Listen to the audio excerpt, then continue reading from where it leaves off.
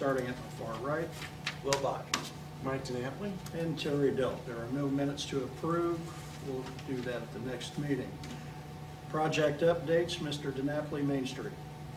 Main Street, okay. Well, last week we had a meeting with some of the merchants. Pretty much a lot of it so far has been the engineers meeting directly one-on-one with the merchants that are affected by the design, where we're looking at not giving them entry or curb cuts into their parking lots and trying to explain to them how that would work using the back alleyway. So obviously those individuals had concerns or issues that the engineers are looking at, and probably I would say mostly have answered. But you know, everyone is a little excited to see it come, and also a lot of anxiety because you know how it's going to impact their business. So the engineers are going back and redesigning a few of these sections of Main Street to accommodate those concerns and issues that will lessen the impact on those merchants. So, but I think we're making pretty good progress. Kudos to them because they are meeting one-on-one with those people and spending a lot of time and effort.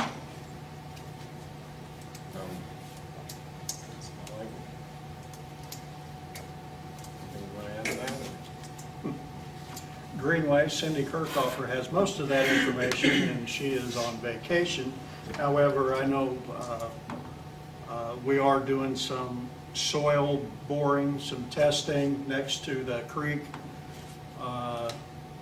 and the Park Meadow addition to make sure that the soil is sufficient to hold there next to the creek for the Greenway. So that's all I know at this time. Cindy will give a better update when she gets back. Digital City. Digital City, we needed to, as everyone knows, has been a long project. The mayor, again, is the project leader of that project. He has more of the detail than I do. And at the city council meeting, I'll ask him to give a more in-depth update at the next meeting. And Mr. McNichol is here. Running a little late, I apologize to everyone. That's all right. We did have to add some more poles for the circuit to be complete. I don't know exactly how many. The last I heard, there were 6 more poles added. With that, we needed 3 more injection points that completed the entire circuit, and I understand those injection points are in progress right now, being completed. So I wish I had a date, but I don't.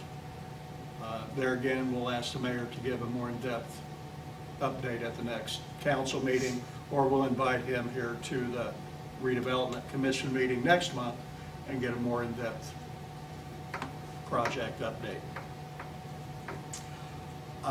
There are no more project updates at this time. We'll go to new business. Back in March, the Redevelopment Commission approved a brownfield grant request. We have with us this evening Mr. Chad Pigg from Holden Associates, which is the vendor that will actually be doing the work. I'll introduce Chad, and he will give us an update on how we got to this point and where we're going from here. And at that point, we'll have the opportunity to approve Holden Associates as the project lead. So, Sure. Chad. Holden Associates was contacted initially by Browning Development to take a look at the rock pile site here in Beech Grove with respect to pursuing an Indiana Finance Authority brownfield grant. We did that. We successfully secured the grant for the city of Beech Grove. Through discussions with the mayor thought the best body to manage the grant was actually the Redevelopment Commission. And at this point, the grant agreement has been signed, and what I'm here to discuss tonight is essentially we have a proposal prepared to take the first steps in this process. And these Indiana Finance Authority brownfield grants, the remediation or cleanup grants, require that the grant recipients submit a site remediation work plan that's subject to review by IDEM and the Indiana Finance Authority. IDEM approves that plan. Based on the results of that plan, Hull would assist in preparing bid specifications for the actual soil excavation work that's necessary to clean up the rock pile site to industrial standards. And that's essentially where we're at this point in the process. Really, I'm here to answer any questions that the commission may have regarding the process from this point, either how we got to this point or from this point forward. And with that, I would entertain any questions from the commission. Well, do you have a time frame about when you would be doing your samplings or testing, and then is it based on the results of that, how much excavating you would be doing on the property, and where is this? Sure. Are you talking about removing soil and disposing of it? Yes. The testing is actually complete on this site. There's been a phase 1 and phase 2 assessment done, and the phase 2 is the actual, when you go out there and you actually take the soil samples and groundwater samples to see what is on site. That work has been done. This grant is actually to perform the cleanup. Based on those results that were performed by another vendor a number of years ago, we will work with the Indiana Department of Environmental Management to develop the site work plan. And we had to have a very good idea how much soil and the cost to remove that soil, what that number is to prepare the grant application. But depending on the results of how the work plan actually come together, that will dictate the final number or final cost. I should say that the grant agreement, Hull is confident that the amount of money that has been granted to Beech Grove will cover the complete cleanup for the site. We anticipate that should not be a problem at all. So.